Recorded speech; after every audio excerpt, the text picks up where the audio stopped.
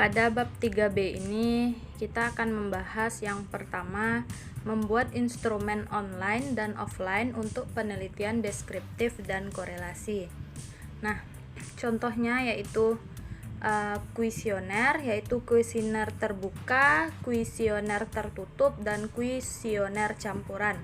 Instrumen online yaitu cara membuat kuesioner online dengan menggunakan Google Form. Caranya, buka situs web Google Form di alamat form Google di alamat form.google.com dan pelajari tool atau alat yang tersedia di dalamnya. Isi judul kuesioner, help text, write kuesioner, dan observasi yang tersedia.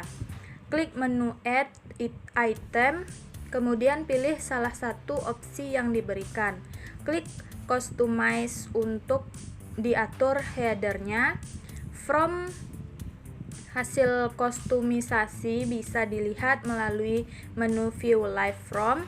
Setelah selesai, pengguna dapat berbagi formulir kuesioner melalui blog, form, dan mails.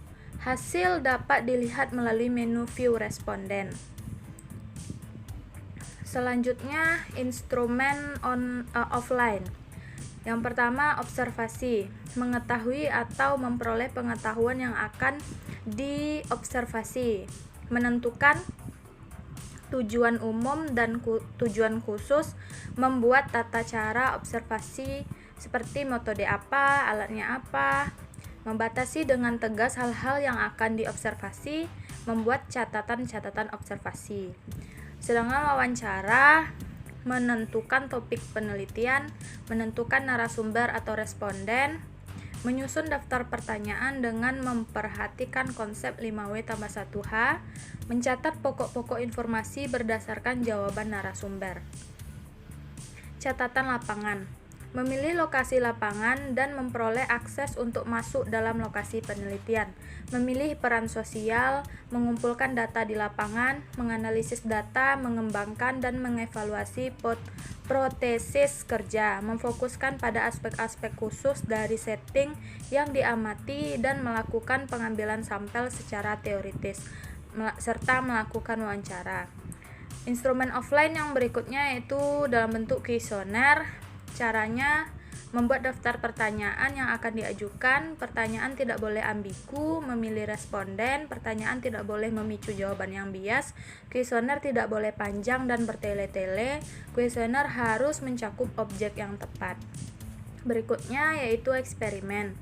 Melakukan tinjauan literatur yang berhubungan dengan penelitian, mengidentifikasi masalah, menyusun rencana eksperimen, menentukan variabel bebas dan variabel terikat, memilih desain eksperimen, menentukan sampel, menyusun hipotesis statistik, melakukan pengumpulan data tahap pertama, melakukan eksperimen percobaan, mengumpulkan data tahap kedua, mengelola dan menganalisis data, serta menyusun laporan. Nah, itu untuk membuat instrumen online dan offline untuk penelitian deskriptif dan korelasi. Yang kedua, kita akan membahas tentang instrumen online untuk penelitian R&D. Membuat kuis dengan menggunakan Google Form. Caranya, kunjungi https://forms.google.com. Di bagian Start New Form, pilih blank quiz. Ganti judul blank quiz dan isi deskripsinya. Ketik pertanyaan dan opsi jawaban. Format pertanyaan dapat diubah dengan sesuai dengan kebutuhan. Ada multiple choice, short answer, atau paragraf. Ketik jawaban dari pertanyaan tersebut dengan mengklik pada answer key. Klik pada tombol required yang berarti pertanyaan tersebut wajib diisi. Tambah dan edit pertanyaan. Klik pada ikon plus yang terletak di samping kanan baris pertanyaan untuk menambah pertanyaan baru. Setelah mengklik semua pertanyaan dan jawaban, klik pada tombol send yang terletak di kanan atas dekat akun Google. Ketik pilihan collect email address jika hendak mendata alamat email partisipan kuis ini. Ketuk opsi shorten URL untuk memperpendek tautan dari kubus tersebut. Klik copy, lalu selesai tinggal bagikan tautan ke situs atau situs ke partisipan kuis. Selanjutnya merancang kuis, yaitu tulis deskripsi dasar, gambar beberapa sketsa, pilih metode untuk membuat game, misalnya Stanley Stencil, Kontrak 2, Flash Builder. Nah, yang berikutnya instrumen penelitian observasi dengan menggunakan etnografi virtual. Mengidentifikasi masyarakat secara proaktif, melakukan negosiasi akses penelitian etnografi virtual harus dilakukan dengan kritis dengan melakukan tahap untuk menjelaskan riset dan penelitian serta menawarkan manfaat penelitian bagi objek yang diteliti, melakukan kontrak, melakukan wawancara mendalam, serta mengembangkan hasil observasi kepada objek atau masyarakat yang diteliti. Berikutnya yaitu instrumen penelitian dengan menggunakan focus group discussion, yaitu membuat link Zoom atau Google Maps untuk diskusi, mengatur tim untuk melakukan diskusi seperti menentukan moderator notulen dan penghubung peserta dan dokumentasi, mengatur penyediaan logistik yang berhubungan dengan diskusi, memilih tempat yang strategis yang mendukung diskusi dan jaringan yang kuat untuk melakukan Zoom, serta menentukan jumlah peserta diskusi yang ideal 7-11 orang peserta. Nah, 4 jenis instrumen yaitu instrumen untuk menilai instrumen menilai validasi produk, instrumen untuk menilai praktikalitas produk, serta instrumen untuk menilai efektivitas produk. Nah, penjelasan yang ketiga yaitu tentang instrumen online untuk penelitian eksperimen.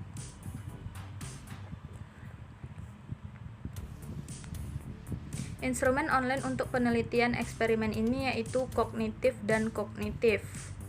Contohnya tes dan angket.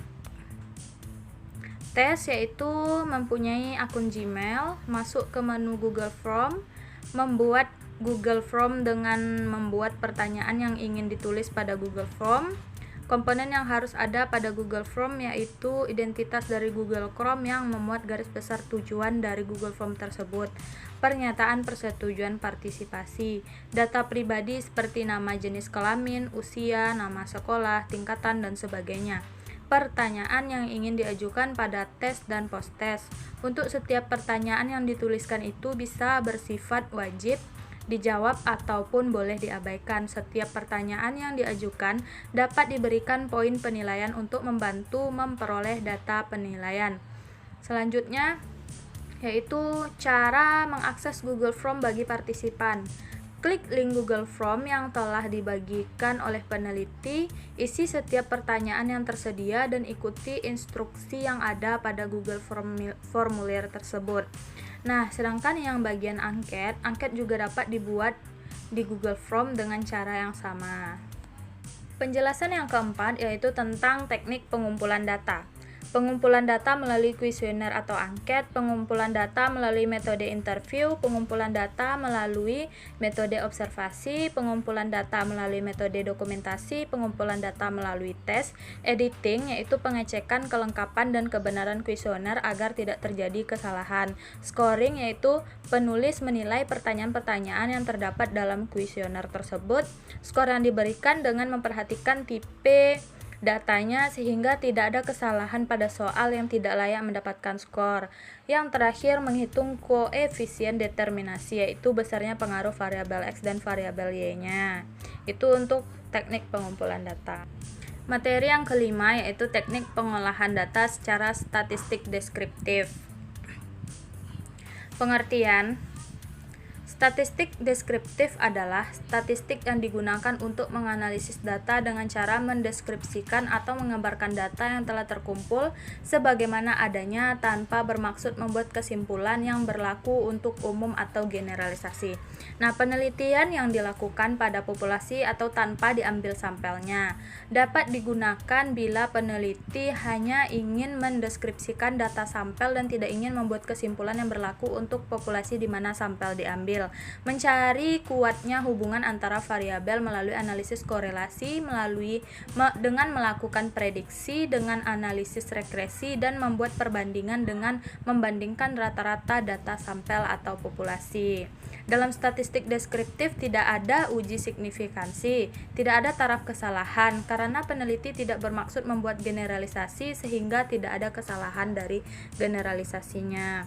Nah, bentuk-bentuk dari statistik deskriptif ini yaitu penyajian data melalui tabel, grafik, diagram lingkaran, piktogram, perhitungan modus, median, mean, atau pengukuran tendensi sentral, perhitungan desil, persentil, perhitungan penyebaran data melalui perhitungan rata-rata, standar deviasi, perhitungan persentase. Sedangkan fungsi dari statistik deskriptif ini yaitu menggambarkan data sebagaimana adanya tanpa membuat generalisasi atau kesimpulan dari data tersebut, memudahkan dalam membaca dan menganalisa data sehingga bisa ditarik kesimpulan darinya, menyajikan data secara lebih ringkas dalam bentuk tabel grafik atau diagram, menyajikan nilai pusat letak dispersi atau simpangan dan indikator-indikator suatu data lainnya yang diperlukan sebagai bahan analisa data. Nah, berikutnya yaitu manfaat. Manfaatnya yaitu memberikan gambaran informasi yang bisa diperoleh dari data, menjelaskan karakteristik data yang dipakai.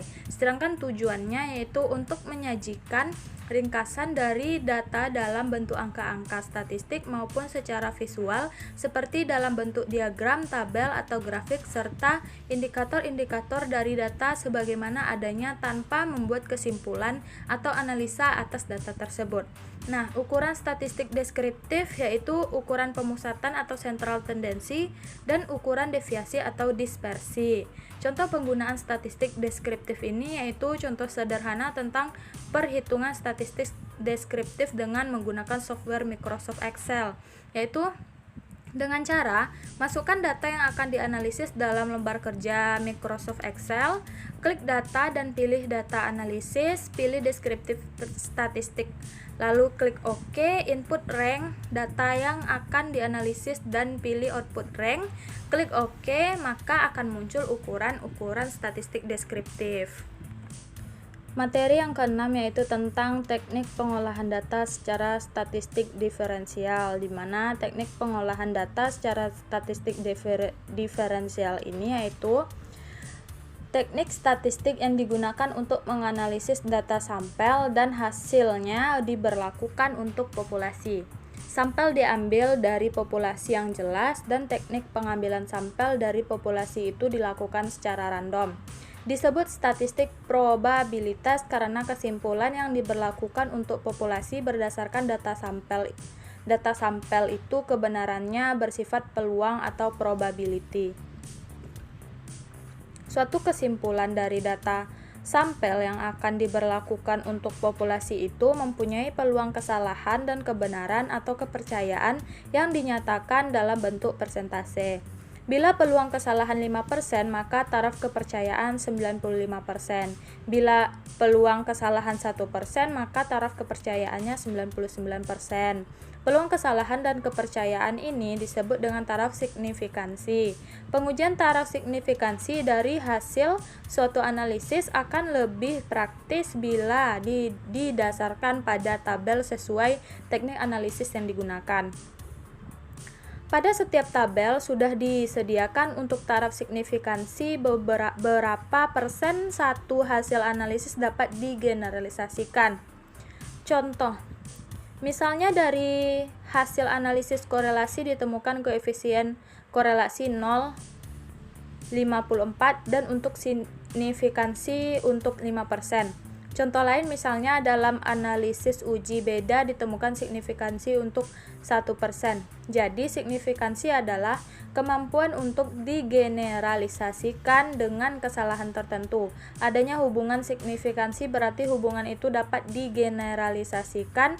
Ada perbedaan signifikansi berarti perbedaan itu dapat digeneralisasikan. Nah, sedangkan fungsi generalisasi dari sampel ke populasi. Fungsinya untuk uji hipotesis yaitu uji T digunakan untuk mengetahui apakah variabel-variabel independen secara parsial berpengaruh nyata atau tidak terhadap variabel dependen. Sedangkan uji F digunakan untuk mengetahui apakah variabel-variabel independen secara simultan berpengaruh signifikan terhadap variabel dependen. Dan uji R atau koefisien determinasi yaitu digunakan untuk mengetahui seberapa besar hubungan dari beberapa variabel dalam pengertian yang lebih jelas. Nah, nilai koefisien ini antara 0 dan 1. Jika hasil lebih mendekati angka 0, berarti kemampuan variabel independen dalam menjelaskan variabel-variabel amat terbatas. Tapi, jika hasil mendekati angka 1, berarti variabel independen memberikan hampir semua informasi yang dibutuhkan untuk memprediksi variasi variabel dependen tersebut. Nah, sedangkan materi yang ketujuh yaitu prosedur penelitian atau langkah kegiatan penelitian. Yaitu yang pertama penelitian deskriptif. Langkahnya mengidentifikasi, memilih dan merumuskan masalah penelitian, melakukan kajian pustaka, merumuskan tujuan penelitian, menguraikan kegunaan dan pentingnya penelitian, menetapkan asumsi penelitian, menetapkan ruang lingkup dan keterbatasan penelitian, membuat definisi istilah atau operasional, menyusun rancangan penelitian, menentukan populasi dan sampel, menentukan instrumen penelitian, mengumpulkan data, serta menganalisis data. Untuk penelitian tindak kelas, yang pertama, diagnosa masalah. Masalah aktual yang ditemukan dalam kelas, penyebab munculnya masalah, pemecahan masalah, perencanaan tindakan, yaitu berbagai tindakan yang dilakukan, rumusan masalah yang berkaitan dengan tindakan, cara mengamati hasil tindakan. Observasi, melakukan tindakan, minta bantuan teman atau guru untuk mengamati dan proses pengumpulan data. Mengevaluasi yaitu analisis data, dampak yang dihasilkan, refleksi rencana tindakan yang akan datang. Sedangkan untuk kualitatif yaitu langkah-langkahnya mengidentifikasi masalah, pembatasan masalah, penetapan fokus penelitian, pengumpulan data dengan observasi, wawancara, pengamatan, pengolahan dan pemaknaan data, pemunculan teori, serta pelaporan hasil penelitian.